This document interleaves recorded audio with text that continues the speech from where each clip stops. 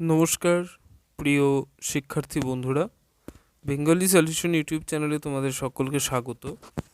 আজকে আমি তোমাদের কাছে সিবিএসইর দ্বাদশ শ্রেণীর বাংলা বিষয়ের যে নির্বাচিত গল্পগুলো রয়েছে, তোমাদের যে নতুন সিলেবাস হয়েছে, তো সেই সিলেবাসের যে নির্বাচিত গল্প তার মধ্যে আদরিণী প্রভাত কুমার মুখোপাধ্যায়ের লেখা গল্প, সেই আদরিণী নিয়ে একটি প্র্যাকটিস সেশন শুরু করতে যাচ্ছি।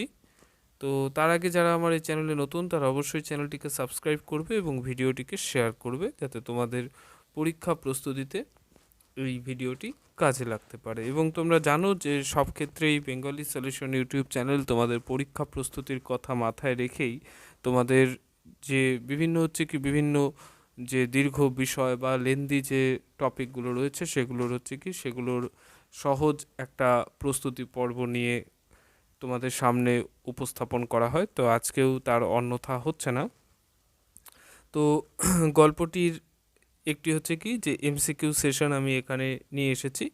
তো তোমরা দেখো, এখানে যে তোমাদের হচ্ছে কি দ্বাদশ শ্রেণীর যে সিলেবাস রয়েছে সেই সিলেবাস অনুযায়ী সবগুলো প্রশ্ন তোমাদের না করলেও হবে, যেগুলো খুব দরকার আমি সেগুলোই হচ্ছে এখানে আলোচনা করব।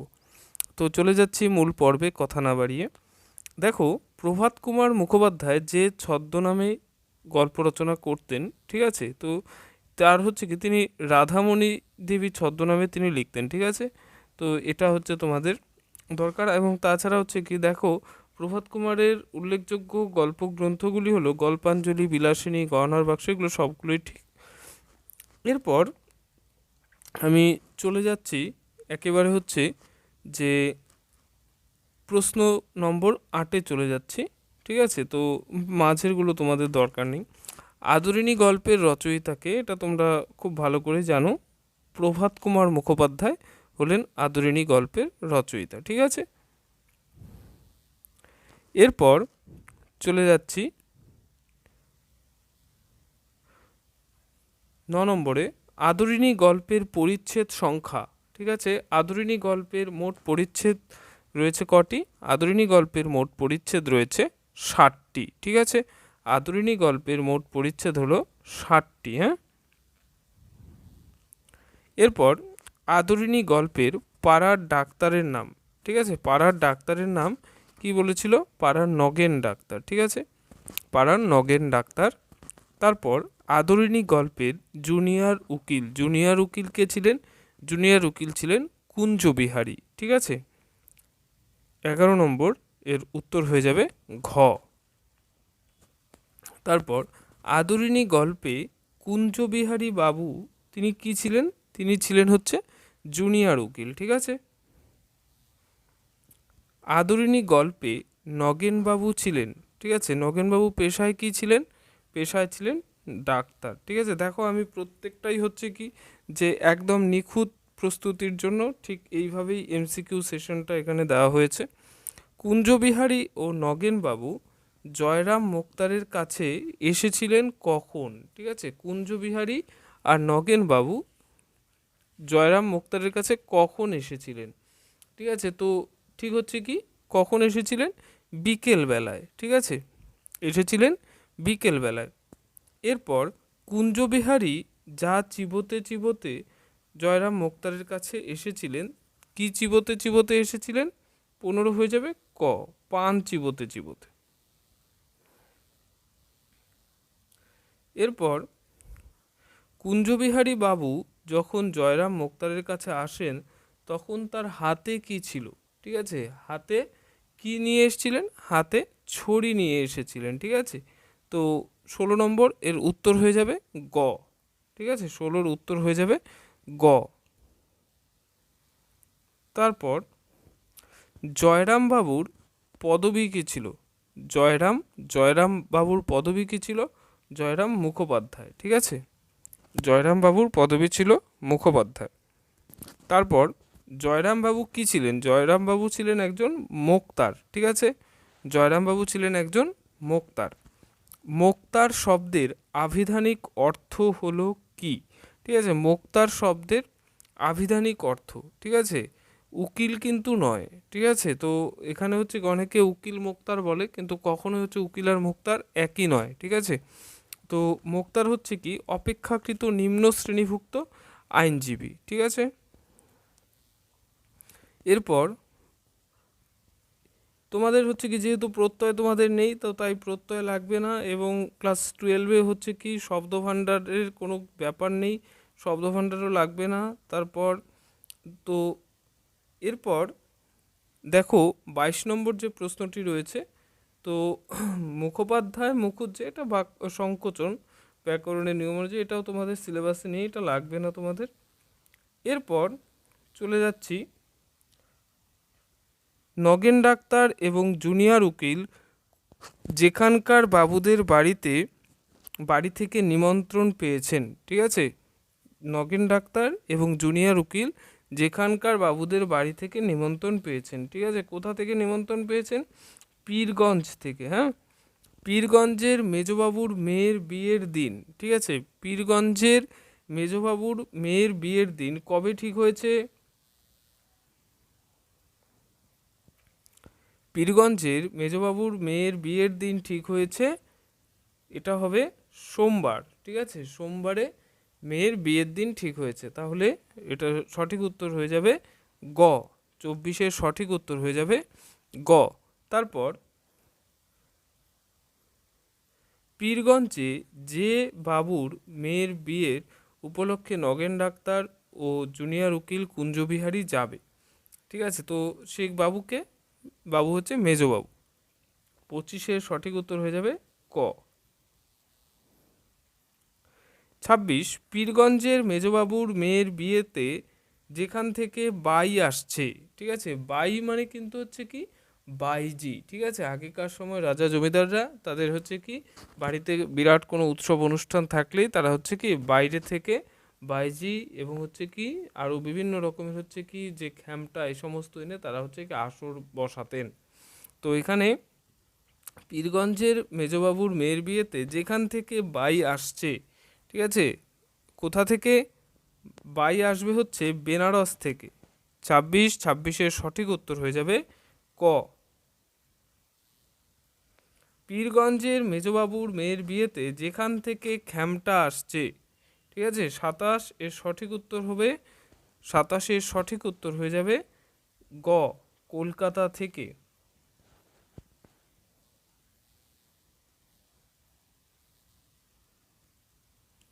এরপর পীরগঞ্জের মেজবাবুর মেয়ের বিয়েতে কলকাতা থেকে আসছে, কলকাতা থেকে কি আসছে? খ্যামটা আসছে, ঠিক আছে।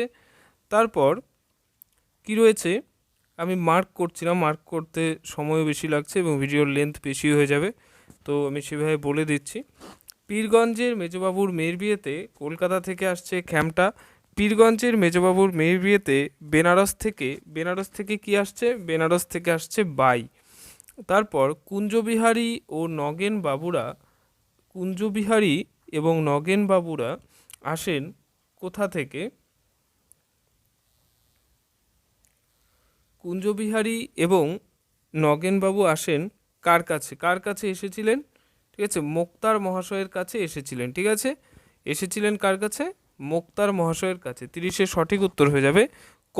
তারপর হচ্ছে কি, তারপর ডাক্তার আদরিণী গল্পে মোক্তার মহাশয়ের নাম হচ্ছে কি তোমরা সকলেই জানো, যে জয়রাম মুখোপাধ্যায়। তারপর 31-এর সঠিক উত্তর হয়ে যাবে ক। তারপর মোক্তার মহাশয় ও কুঞ্জবিহারী বাবুরা যেখানে বসেছিলেন কোথায়? বৈঠকখানায় বসেছিলেন। তারপর বৈঠকখানার বারান্দায় বসে মোক্তার মহাশয় যা করছিলেন তিনি কি করেছিলেন? যে হুক্কা টানছিলেন। তারপর কুঞ্জবিহারী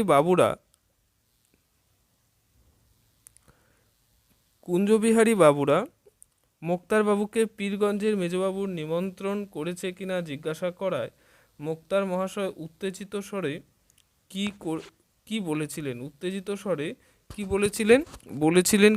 বলেছিলেন কিরকম? আমি নিমন্ত্রণ পাবো না কিরকম? এটাও সঠিক উত্তর হয়ে যাবে 34-এর ক। এরপর 35-এর কি বলেছে? মোক্তার মহাশয় যত বছর পীরগঞ্জের বাবুদের এস্টেটের বাধা মোক্তার, ঠিক আছে, কত বছর ছিলেন বাধা মোক্তার ছিলেন? 20 বছর, ঠিক আছে, 20 বছর ধরে তাদের হচ্ছে বাধা মোক্তার ছিলেন।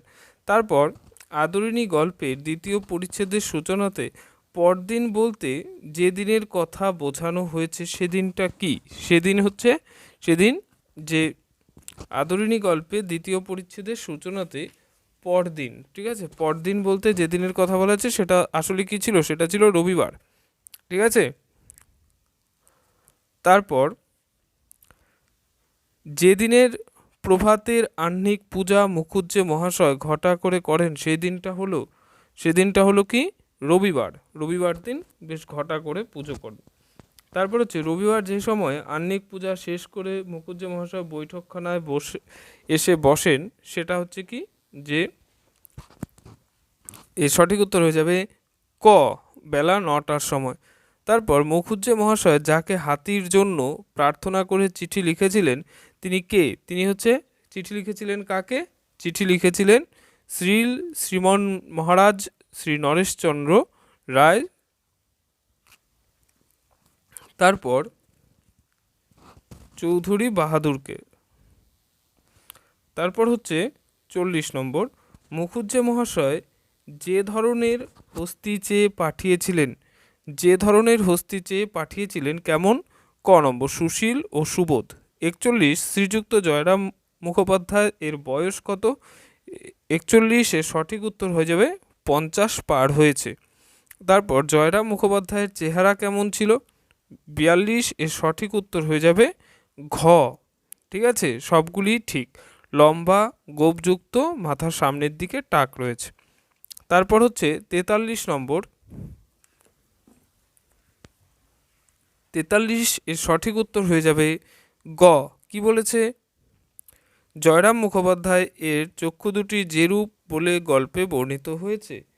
43 এর সঠিক উত্তর হয়ে যাবে বড় বড় এবং ভাষা ভাষা। 44, জয়রাম মুখোপাধ্যায় তার আদিবাস কোথায় ছিল? জয়রাম মুখোপাধ্যায় এর আদিবাস ছিল যশোহর জেলায়। তারপর জয়রাম মুখোপাধ্যায় এদেশে যখন প্রথম আসেন তখন রেলের যোগাযোগ ব্যবস্থা কি ছিল? রেলের যোগাযোগ ব্যবস্থা সেই সময় হচ্ছে কি? সেই সময় ছিল না। তারপর জয়রাম মুখোপাধ্যায় যেভাবে এদেশে এসেছিলেন তিনি কিন্তু সবগুলোই ঠিক। নৌকোপথে এসেছিলেন, গরুর গাড়িতেও এসেছিলেন, পদব্রজেও এসেছিলেন, মানে তার যাত্রাপথে তাকে এই কাজ এভাবে আসতে হয়েছিল। তারপর জয়রাম মুখোপাধ্যায় যখন এদেশে এসেছিলেন তখন তার সঙ্গে কি ছিল? তখন তার সঙ্গে ক্যাম্বিসের ব্যাগ আর একটি পিতলের ঘটি, ঠিক আছে, এটা হবে ঘ। ক এবং খ উভয়ই ঠিক। হ্যাঁ, তারপর জয়রাম মুখোপাধ্যায় এদেশে এসে যত টাকায় বাসা ভাড়া নিয়েছিলেন, ঠিক আছে, কত টাকায় বাসা ভাড়া নিয়েছিলেন? বাসা ভাড়া নিয়েছিলেন 13 শিকার। মুখোপাধ্যায় মহাশয়ের হৃদয়খানি ছিল কেমন হৃদয়ের মানুষ ছিলেন? মুখোপাধ্যায় মহাশয় কোমল এবং স্নেহপ্রবণ প্রকৃতির মানুষ ছিলেন। তারপর মুখোপাধ্যায় মহাশয়ের গাইটির নাম ছিল কি?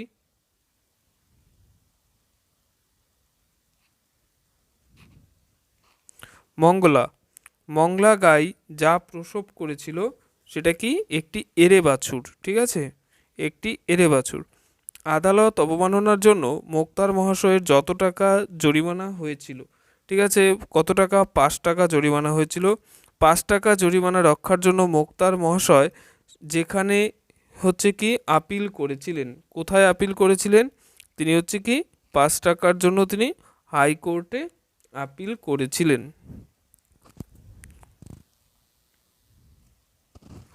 তারপর 5 টাকা জরিমানা রক্ষার জন্য শেষ পর্যন্ত জয়রাম মুখোপাধ্যায় কত টাকা ব্যয় করেছিলেন? জয়রাম মুখোপাধ্যায় শেষ পর্যন্ত 1700 টাকা ব্যয় করেছিলেন। তারপর প্রতি রবিবার যে সময়ে পাড়ার যে সময়ে পাড়ার যুবক বৃদ্ধগণ মোক্তার মহাশয়ের বৈঠকখানায় তাস খেলেন। ঠিক আছে, প্রতি রবিবার যে সময়ে অপরাহ্নে, ঠিক আছে, মানে হচ্ছে বিকেলের দিকে।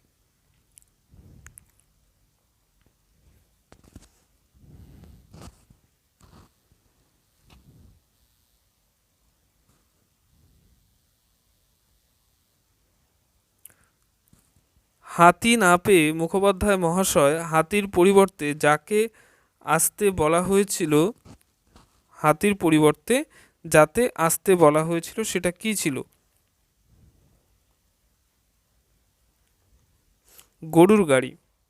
তারপর জয়রাম হাতি না পেয়ে কম্পিত স্বরে যতবার হাতি দিলে না শব্দটি বলেছেন। ঠিক আছে, সাধারণত এই ধরনের প্রশ্ন তোমাদের হয় না। ঠিক আছে, তো তবু আমি হচ্ছে কি এখানে বলে রাখছি যে এটা হয়ে যাবে 3বার। তারপর সমবেত ভদ্রলোক মুখুজ্জে মহাশয়কে গরুর গাড়ি ভাড়া করে যে সময়ে বেরিয়ে আসতে বলেছিলেন। ঠিক আছে, কখন বলেছিলেন? বলেছিলেন হচ্ছে রাত্রি 10টা-11টার সময়। তারপর সমবেত ভদ্রলোক বলেন, একজোড়া নতুন বলদ কে কিনেছিল? একজোড়া নতুন বলদ কিনেছিল ইদামদ্দি শেখ। তারপর যদি হাতি চড়ে যেতে পারি তবে যাব, নইলে এ বিবাহে আমার যাওয়া হবে না। এই কথা বলেছিলেন কে? এই কথা বলেছিলেন জয়রাম মুখোপাধ্যায়। তারপর শহর হতে ড্যাশ ক্রোশের মধ্যে হস্তি ছিল। ঠিক আছে, শহর হতে কত? 2-3 ক্রোশের মধ্যে হস্তি ছিল। তারপর সেই রাত্রে জয়রাম তার বাড়িতে লোক পাঠিয়ে দিলেন একটি হাতি। ঠিক আছে, এটা কত হবে?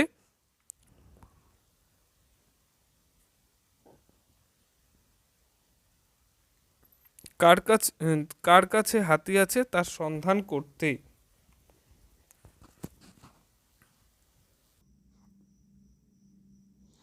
জয়রামের লোকটি যে হাতি সন্ধানে গিয়েছিল সে ফিরে এসেছিল কখন? ফিরে এসেছিল রাত্রি 2 প্রহর সময়। ঠিক আছে, তাহলে 63 এর আনসার হয়ে যাবে ক। বীরপুরের যার কাছে একটি মাদি হাতি আছে তিনি হচ্ছে কি বিক্রি করবেন বলেছিলেন 64, সেটাও হয়ে যাবে ক, উমাচরণ বাবু। উমাচরণের হাতিটি কেমন ছিল? বাচ্চা হাতি ছিল। উমাচরণের পদবী কী ছিল? উমাচরণের পদবী ছিল লাহিড়ী। তারপর উমাচরণ যেখানকার লোক ছিলেন বীরপুরের। উমাচরণের বাচ্চা হাতিটির দাম চেয়েছিল কেমন? বিস্তর দাম চেয়েছিল। ঠিক আছে, এরপর উমাচরণ হাতিটির দাম কত চেয়েছিল? সেটা হচ্ছে কি, সেটা হচ্ছে 2000 টাকা। পরদিন যে সময় হস্তিনী জয়রামের গৃহে এসেছিল সেটা হচ্ছে কত? সকাল 7টার সময়। হস্তিনীর নাম ছিল কি? আদরিণী। তারপর লাহিড়ী মহাশয়ের কর্মচারী আদরিণীকে দিয়ে যে কাগজে রসিদ লিখে 2000 টাকা নিয়ে ফিরেছিল সেটা হচ্ছে কি স্ট্যাম্প কাগজে। তারপর হচ্ছে কি বাড়িতে হাতি আসবা মাত্র বালকেরা সুর করে যা বলতে থাকে সেটা হচ্ছে কি গ নম্বর 73, হাতি তোর গোদা পায়ে নাতি। তারপর 74, বাড়িতে আসিবা মাত্র মুখুজ্জে মহাশয়ের যে পুত্রবধূ, এটা হয়ে যাবে ঘ, জ্যেষ্ঠ পুত্রবধূ। ঠিক আছে, তারপর বড় বউ হাতির ললাটে যা দিয়েছিল তেল আর সিঁদুর। তো 75 এর সঠিক উত্তর হয়ে যাবে খ। হাতিকে যা খেতে দেওয়া হয়েছিল আলো চাল কলা এবং কিছু মাঙ্গল্য দ্রব্য, সবগুলি ঠিক। তারপর রাজহস্তির জন্য সংগৃহীত ড্যাশ ড্যাশ আদরিণী ভোজন করতে লাগে, সেটা হচ্ছে কি কিছু হচ্ছে কি কি এনেছিল? কলা গাছ এবং কিছু হচ্ছে কি কদলীকাণ্ড আর হচ্ছে বৃক্ষ শাখা। 77 এর সঠিক উত্তর হয়ে যাবে ক। তারপর নিমন্ত্রণ রক্ষা করে পীরগঞ্জ থেকে ফিরবার পরদিন যে সময় জয়রাম মহারাজ নরেশচন্দ্রের সঙ্গে সাক্ষাৎ করতে গিয়েছিলেন। ঠিক আছে, তো 78 এর সঠিক উত্তর হয়ে যাবে গ বিকেলবেলা। মুখুজ্জে মহাশয় ও হাতি কার উক্তিটি কে বলেছিলেন? উক্তিটি করেছিলেন হচ্ছে মহারাজ নরেশচন্দ্র বাবু। আজ্ঞে হুজুর বাহাদুরেরই হাতি বক্তা হলেন কে? বক্তা হচ্ছে জয়রাম মুখোপাধ্যায়। তারপর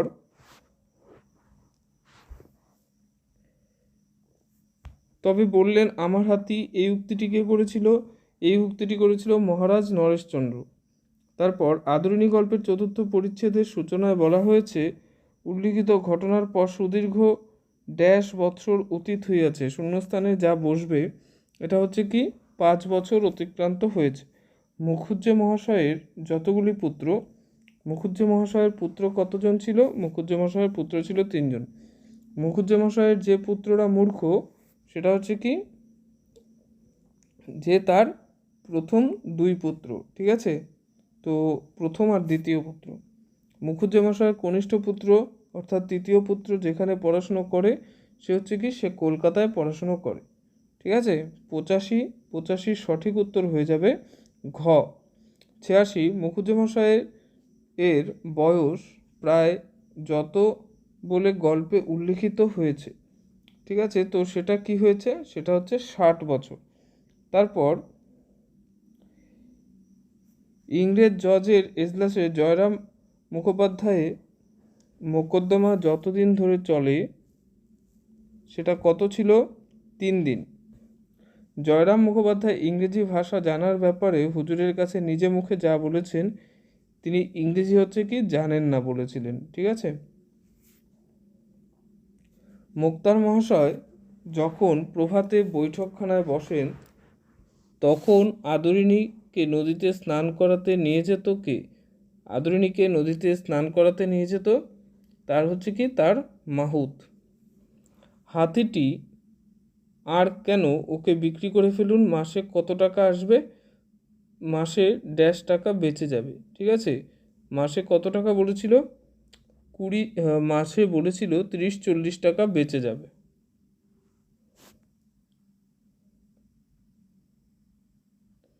এরপর জয়রাম মুখোপাধ্যায় হাতি ভাড়ার জন্য যে বিজ্ঞাপন দিয়েছিল তাতে ভাড়া প্রতি যা ধার্য করা হয়েছিল যে 3 টাকা হচ্ছে কি 3 টাকা হচ্ছে ভাড়া, আর হাতির খোরাকি হচ্ছে 1 টাকা, আর মাহুতের খোরাকি ছিল কত?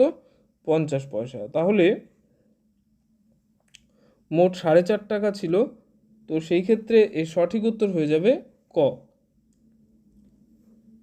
শ্রী জয়রাম মুখোপাধ্যায় যে পাড়া থেকে বিজ্ঞাপনটি দিয়েছিলেন, ঠিক আছে? সেটা তিনি কোথা থেকে, যে পাড়া থেকে বিজ্ঞাপনটি দিয়েছিলেন সেটা হচ্ছে কি চৌধুরী পাড়া।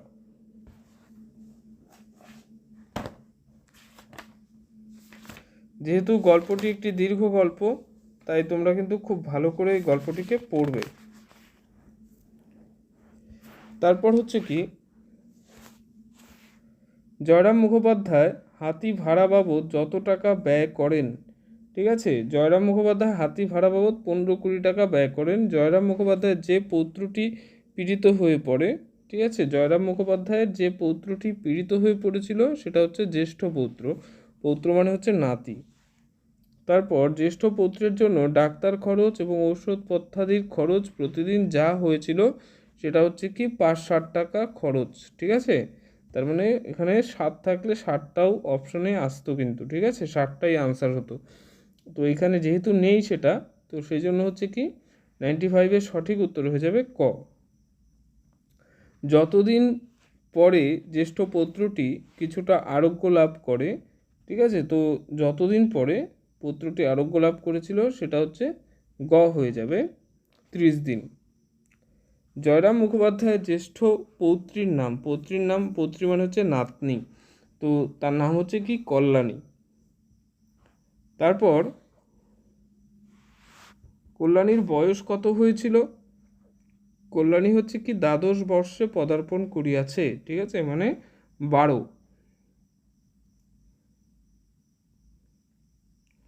তো 98 সঠিক উত্তর হয়ে যাচ্ছে খ। কল্যাণীর সঙ্গে যার বিয়ে স্থির হয়েছে সে হচ্ছে কোথায় পড়ে? সে হচ্ছে 99 এর সঠিক উত্তর হয়ে যাবে ক, রাজশাহী কলেজে MA পড়িতেছে।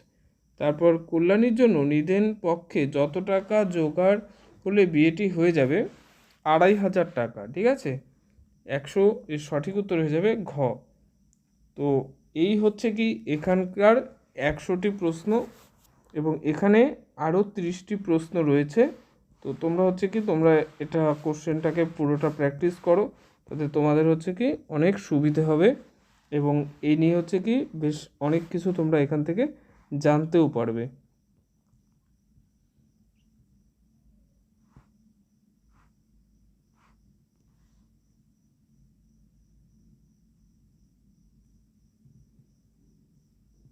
ভিডিওটি পজ করে তোমরা হচ্ছে কি এই প্রশ্নগুলোকে সলভ করে নেবে, তাতে করে হচ্ছে স্টোরির কনসেপ্ট পুরো ক্লিয়ার থাকবে। কারণ যেহেতু হচ্ছে কি স্টোরিটা ভীষণ লং স্টোরি, এবং এখান থেকে হচ্ছে কি তোমাদের এমসিকিউ কোশ্চেনও থাকবে।